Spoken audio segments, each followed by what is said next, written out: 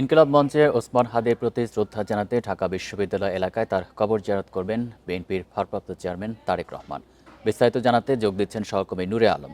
নূরে আলম, ঠিক কয়টার সময় তারেক রহমান সেখানে যাবেন? এই মুহূর্তে সেখানকার পরিস্থিতি জানাবেন। সকাল 11টায় ইনকিলাব মঞ্চের মুখপাত্র শহীদ ওসমান হাদির কবর জিয়ারত করতে আসার কথা রয়েছে বিএনপির ভারপ্রাপ্ত চেয়ারম্যান তারেক রহমানের। আমরা দেখছি সকাল থেকেই এখানে কঠোর নিরাপত্তা ব্যবস্থা নেওয়া হয়েছে। সেই সঙ্গে সকাল থেকে ঢাকা বিশ্ববিদ্যালয়ের ছাত্রদল সহ কেন্দ্রীয় ছাত্রদল এবং বিভিন্ন ইউনিট ছাত্রদলের নেতাকর্মীরা এই যে বিদ্রোহী কবি কাজী নজরুলের মাজারের সামনে অবস্থান করছেন। নতুন লাক্স যা ত্বককে করে কোমল আর দেয় ব্রাইট গ্লো। ট্রাই করো লাক্স। আমরা একটু সেই চিত্র যদি একটু দেখাই যে একদম নিরাপত্তার চাদরে মুড়ে দেয়া হয়েছে। এর আগে বিএনপির ভারপ্রাপ্ত চেয়ারম্যান তারেক রহমানের যে 3 দিনের কর্মসূচি ঘোষণা করা হয়েছিল, সেই কর্মসূচিতেই বলা হয়েছিল যে আজকের বিকেলে এই ওসমান হাদির কবর জিয়ারত করতে আসার কথা, কিন্তু ঢাকা বিশ্ববিদ্যালয়ে ভর্তি পরীক্ষা হওয়ার কারণে সেটি সকালে নিয়ে আসা হয়েছে। এখান থেকে পরবর্তীতে নির্বাচন কমিশনে যাওয়ার কথা ছিল, তারপরে জুলাই আহত যোদ্ধাদের দেখতে পঙ্গু হাসপাতালে যাওয়ার কথা ছিল, কিন্তু পঙ্গু হাসপাতালে যাওয়ার যে কর্মসূচি সেটি বাতিল করা হয়েছে, কারণ হাসপাতালে জুলাই যোদ্ধা নেই বলে আমরা যতটুকু সম্ভব জানতে পেরেছি। তো নতুন যে কর্মসূচি রয়েছে সেটি হচ্ছে বিএনপির ভারপ্রাপ্ত চেয়ারম্যান তারেক রহমান নির্বাচন কমিশন থেকে ধানমন্ডিতে মাহবুব ভবনে যাবেন, সেখান থেকে এভার কেয়ার হাসপাতালে যাবেন, পরবর্তীতে সেখান থেকে তিনি তার বাসায় চলে যাবেন। আমরা দেখছি সকাল থেকে ছাত্রদলের নেতাকর্মীরা এখানে অবস্থান করছেন। আমরা যদি একটু তাদের কাছ থেকে জানতে চাই তাদের প্রস্তুতি কতটুকু এবং কয়টা নাগাদ তারেক রহমান এখানে আসতে পারেন, আপনাদের প্রস্তুতি কতটুকু? আমরা দেখছি যে সকাল থেকে আপনারা এখানে অবস্থান করছেন। কবি নজরুলের মাদার প্রাঙ্গণ থেকে তার বিখ্যাত সেই উক্তিটি আমরা স্মরণ করতে চাই। এমন জীবন তুমি করিবে গঠন, মরিলে হাসিবে তুমি কাঁদিবে ভুবন। সেই উক্তির একজন যথার্থ উদাহরণ হচ্ছে শহীদ ওসমান হাদি, আমাদের ভাই, যিনি জুলাই আগস্টে সম্মুখ সারির যোদ্ধা ছিলেন এবং দেশের স্বার্থে কথা বলার জন্য, আধিপত্যবাদী শক্তির বিরুদ্ধে কথা বলার জন্য কিন্তু তাকে শহীদ হতে হয়েছে। এই কবরস্থানে আজকে বিএনপির ভারপ্রাপ্ত চেয়ারম্যান এবং ছাত্রদলের সাংগঠনিক অভিভাবক তারেক রহমান আসবেন এবং উনি 300 ফিটে ওনার বক্তব্য কিন্তু বলেছেন যে বাংলাদেশের প্রধানমন্ত্রী হলে উনি বাংলাদেশ নিয়ে কী পরিকল্পনা ওনার আছেন, কেমন করে কাজ করতে চান। তো সকালবেলা থেকে আমরা ছাত্রদল এবং সবসময় আমরা এখানে আছি, আইন শৃঙ্খলা রক্ষাকারী বাহিনীর সাথে আমরা সর্বাত্মক সহযোগিতা করছি। আমরা আশা করছি যে উনি সুষ্ঠুভাবে সুন্দরভাবে এখানে আসবেন এবং তার কার্যক্রম শেষ করে এখান থেকে যাবেন। আমরা অসংখ্য ধন্যবাদ। আমরা শুনছিলাম ছাত্রদলের একজন কেন্দ্রীয় নেতার বক্তব্য।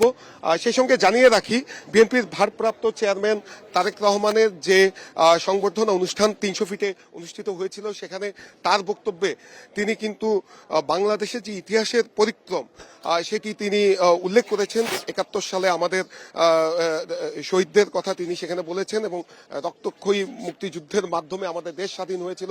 পরবর্তীতে 75 সালে 7 নভেম্বর যে বিপ্লব ও সংহতি দিবস, সিপাহী জনতা শহীদ প্রেসিডেন্ট জিয়াউর রহমানকে যে মুক্ত করেন সেই ইতিহাস তিনি সেখানে তুলে ধরেছেন। 90-এর যে স্বৈরাচার বিরোধী আন্দোলন সেটি তুলে ধরেছেন এবং সবশেষ 24-এর গণঅভ্যুত্থানকে তিনি বাংলাদেশের সার্বভৌমত্ব রক্ষার গণঅভ্যুত্থান বলে সেখানে উল্লেখ করেছেন এবং আমরা তার যে ঘোষিত কর্মসূচি সেই কর্মসূচিতেও তার প্রতিফলন দেখতে পাচ্ছি।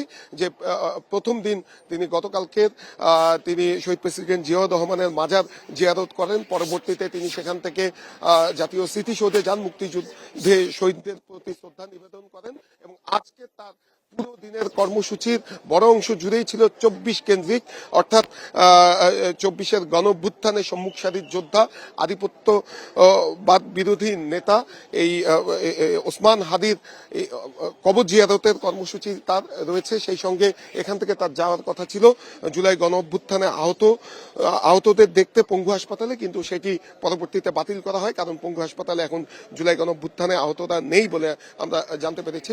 আর তারেক রহমান এই যে ঢাকা বিশ্ববিদ্যালয়ে তিনি আসছেন, এটিকে কেন্দ্র করে আমরা দেখছি যে ছাত্র দলের নেতা কর্মীদের মধ্যে ব্যাপক উৎসাহ উদ্দীপনা, কারণ তারা 300 ফিটে সেখানে ছিলেন, কিন্তু অনেক বিষয়ে জানাবেন। আরেকটি তো অবরোধ চলছে শাহবাগে, তো তাকে নির্বিঘ্নে এখানে নিয়ে আসার জন্য কি ধরনের ব্যবস্থা আইন শৃঙ্খলা রক্ষাকারী বাহিনীর পক্ষ থেকে নেওয়া হয়েছে? যেটি ইনকিলাব মঞ্চের পক্ষ থেকে যে অবরোধ অবস্থান কর্মসূচি চলছিল সেটি তারেক রহমান ঢাকা বিশ্ববিদ্যালয় ক্যাম্পাসে আসবেন এবং ওসমান হাদির কবর জিয়ারত করা উপলক্ষে সেই কর্মসূচিটি আপাতত স্থগিত রয়েছে।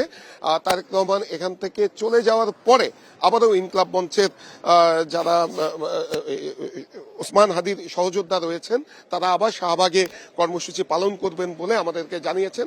আপাতত শাহবাগের ছাত্রদলের নেতাকর্মীরা অবস্থান করছেন এবং আমরা এই বিষয়টি নিয়ে কিছুক্ষণ আগেই কথা বলছিলাম যে এই ছাত্রদলের নেতাকর্মীদের সাথে, তারাও এই বিষয়টিকে খুবই ভালোভাবে দেখছেন। তারা বলছেন যে এই যে পারস্পরিক শ্রদ্ধাবোধ, অর্থাৎ তারেক রহমান এখানে আসবেন দেখে তারা কিছু সময়ের জন্য তাদের কর্মসূচি স্থগিত করেছেন।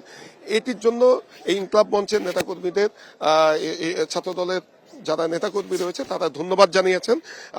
আমরা দেখছি যে যদি এখানকার নিরাপত্তা ব্যবস্থা নিয়ে আমি বলি, এখানে র্যাব রয়েছে, বিজিবি রয়েছে, পুলিশের সদস্যরা রয়েছেন এবং পুরো ঢাকা বিশ্ববিদ্যালয় এলাকাকে নিরাপত্তার চাদরে মুড়ে দেয়া হয়েছে। ঢাকা বিশ্ববিদ্যালয়ের কেন্দ্রীয় গ্রন্থাগারের যে ফটক রয়েছে সেই ফটকের কাছে ব্যারিকেড দিয়ে দেওয়া হয়েছে এবং চারুকলার সামনে যে গেট রয়েছে সেই গেটের সামনেও ব্যারিকেড দিয়ে দেওয়া হয়েছে। এখানে বহিরাগত কাউকে প্রবেশ করতে দেওয়া হচ্ছে না। অপ্রয়োজনে কেউ যাতে না আসতে পারে এখানে সেটির দিকে সজাগ দৃষ্টি রাখছে আইন শৃঙ্খলা রক্ষাকারী বাহিনীর সদস্যরা।